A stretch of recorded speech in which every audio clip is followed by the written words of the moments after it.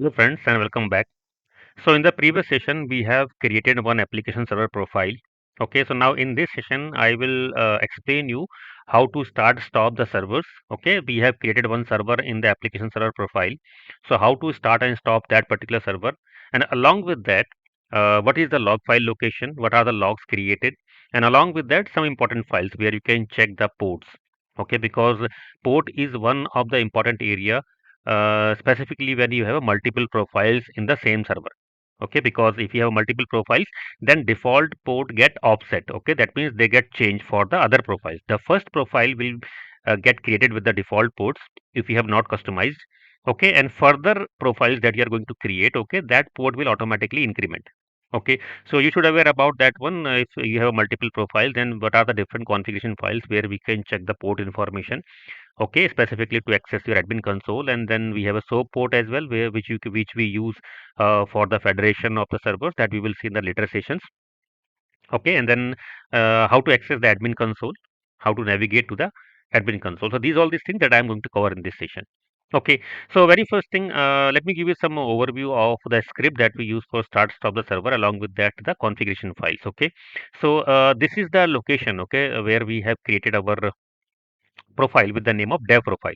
So let me show you again. So this is the our WebSphere home where we have installed the WebSphere, right? And after that we have created the profile. The profile we have created with the help of PMT tool, right, which is inside the bin and profile management. So with the help of this particular tool, we have created this particular profile. So now once the profile is created, okay, so again go to back to your default WebSphere installation location, and then default path is profiles and the name of your profile, right? If you want, you can change this path as well during the creation of profile. So we have selected the default location, so which is your installation location of WebSphere, then profiles folder, and then the name of profile, which is the dev profile. So I am inside the dev profile as of now. Okay, so now here we have a folder called bin. So this bin contain the multiple script that we use for multiple purpose. I will explain you the scripts once the session, with the progress of the sessions, what is the use of all critical scripts. Okay, the important script that we have here, we can run the server status to check the status of your server. Okay, and to start the server specifically for this application server, which is an independent application server. Okay, so we have a command called start server. Start server, this is the script. Okay, so this is installed on the Windows, so we have a .bat. If it is a Linux system, then you will have a .sh, right? So this is the script that we use to start our servers, and similarly we will have the stop server as well to stop the server. Okay, and then with this script we need to provide the argument, and argument will be the server name. What is the name of your server which you are going to start or stop? Okay, and what is the server name? That server name we have given during the installation of the profile, or you can say during creation of the profile.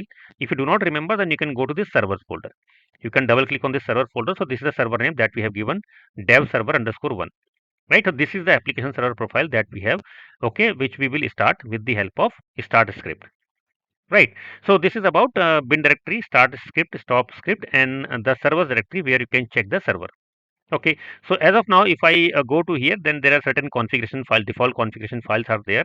So once we start the server, and there could be some more application related configuration file that I will cover in the separate session where I will talk about the different directory structures and profiles. Right. So this is about the bin folder, and then this is a logs folder. Okay, so here you can see there is no server log as of now. So once we will start the server, then automatically server log will be get created here, which is the log files that we use mostly for the troubleshooting purpose, right? If your server is not starting, or maybe you have deployed some application, you have certain kind of errors, or if you're configuring some resources in the WebSphere where we are getting certain issues, so that log file we check here in the logs folder. So this logs folder is inside your profile folder, right? So these are the three important directory that I have told to you. Bin directory where we have the scripts to start of the servers, logs directory where we will have the logs, server directory where you will have a folder with the name of server, right? So now if you want to check what are the default port that has been assigned to your profile, you don't remember what are the different ports that we have assigned during the creation of a profile. Okay, then we have two options. The very first option, you can go to the logs folder, and inside the logs folder you will always have a file called about this profile.txt. Okay, so this file which is about this profile.txt inside the logs folder will always have the information about the profile, specifically the different port that has been used, and apart from that, some important configurations. Okay, like this is the location of your app server profile. What is the space required for this one? What is the profile name? Okay, and then is it the profile default or not? Because when we have a multiple profiles, then the very first profile declared as a default profile. Okay, so this is your default profile. And then what is the node name? What is the host name? Okay, if administrative security is enabled or not. If it is enabled, then it is going to prompt you for the username and password at the multiple operations. Okay, you need to provide that. Okay, and then what are the different ports that has been used? Okay, so here you can see the administrative console port is 9061. Okay, and administrative console secure port is 9044. So by default, your WebSphere is configured with the demo identity certificates. Okay, so to access the console with the help of HTTP, you can use the 9061, and for using the default certificate like HTTPS, we can use 9044 port. Okay, so default is 9066, sorry, 9060 and 9043. But why it is 9061 and 9044? I have explained in the previous session where I have created the profile, that I have some older profiles in my system, and there we have already allocated that particular port. So now it is automatically incremented. Okay, by one. So now for this profile, the port is 9061 for non-secure and 9044 for secure. So this is one of the location where you can check the ports in the logs folder. Okay, but apart from that, you have one more location. You can go to the properties folder. Okay, so properties folder may have multiple configuration files. Okay, that is used by internally by your application server profile. Okay, now to check for the ports. Okay, so here we have a file called portdef.props. So this portdef.props file, okay, this contains the same properties, different port that has been used by your application server profile. Okay, so for accessing the admin console with the help of HTTP, this is the entry which is called wc underscore admin host. Okay, and similarly, if you want to check for the secure port, SSL port, okay, then you will have an entry for wc underscore admin host, okay, underscore secure. This is the, so this is if you want to access with the help of HTTPS, and this is if you want to access with the help of HTTP. So these are the two locations where you can look for the different ports and configuration that has been assigned to your particular profile, right? So now hope it is clear to you what are the important directories, what are the important files where we can check the different kind of a ports, what are the name of different files. Okay, what are the different ports that we use for HTTP and HTTPS, right? So now let me start my server, and I will show you by access how to access the admin console. So I will go inside the bin folder. So here I have a script, so I will take this location, I will go to my command prompt. Okay, then I will run start server.bat. Okay, if you are on Linux machine, then give the .sh instead of .bat, and then I will give my server name. So my server name is dev server underscore 1. Okay, and then enter. Okay, so now it is going to start the server. Okay, so now you can see that the dev server 1 has been started. Okay, and this is the process ID. So whenever we start a server, there is a corresponding process ID. So this is the process ID. Okay, and here you can clearly see the log file name and the complete path of the log file. Okay, so now if I go back here and I go to my profile and logs folder. So if you see there earlier, there were no file here, right? And there is no folder even, right? So now you can see there are two files. Log file has been created. Okay, these are the trace out file. Okay, and then the main log file will be inside the server folder. So this is a new server folder that has been created when we started the server, and inside that you will see the multiple files. Okay, multiple log files. So I will explain this in some different session. Okay, what is the purpose of each and every file, right? So this is the location where we have the log files, and the important log file is start server.log. Okay, so you can check this start server.log file, okay, for different kind of a troubleshooting purpose, right? So now go back here. So now the application server has been started, so I will access the admin console.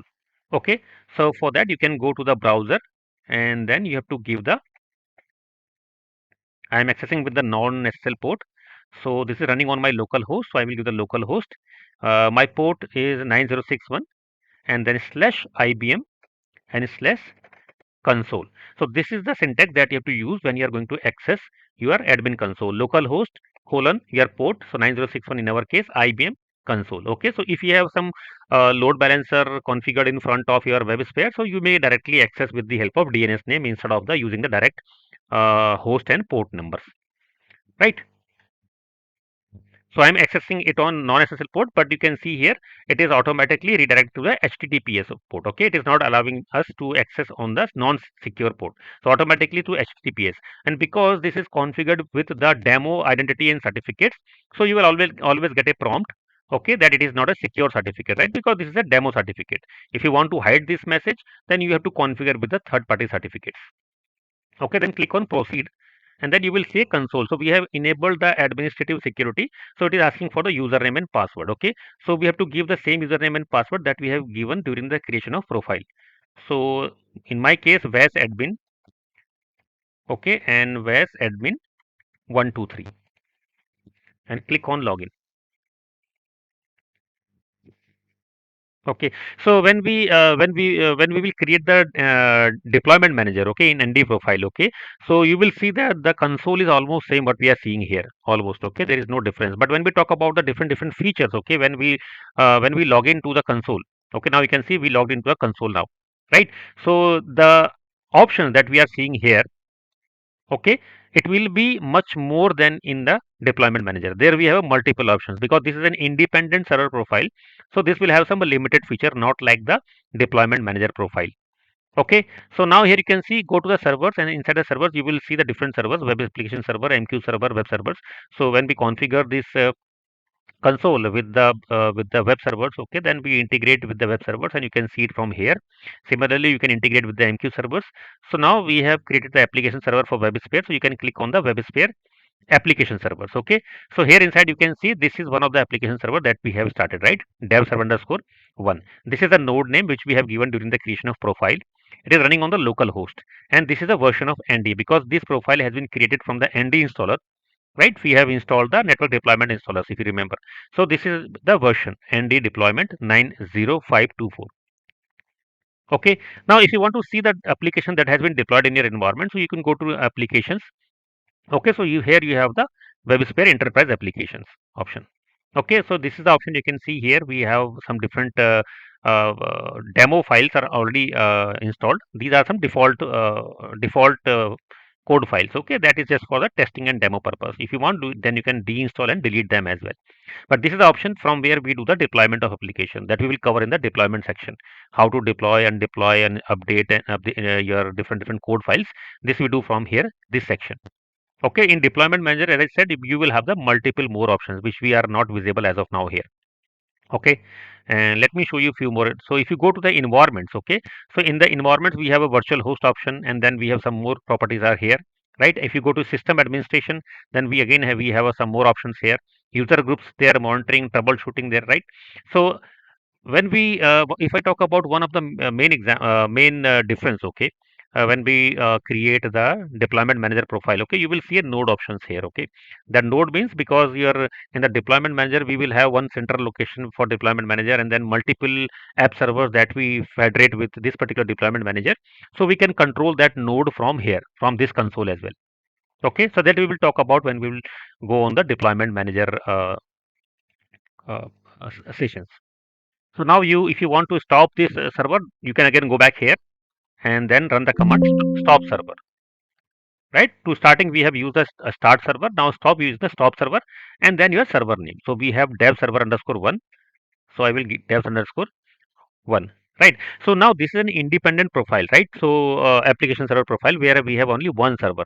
Okay, so when we are in the deployment manager mode where we have a multiple servers and the deployment manager, then we have to start the deployment manager as well.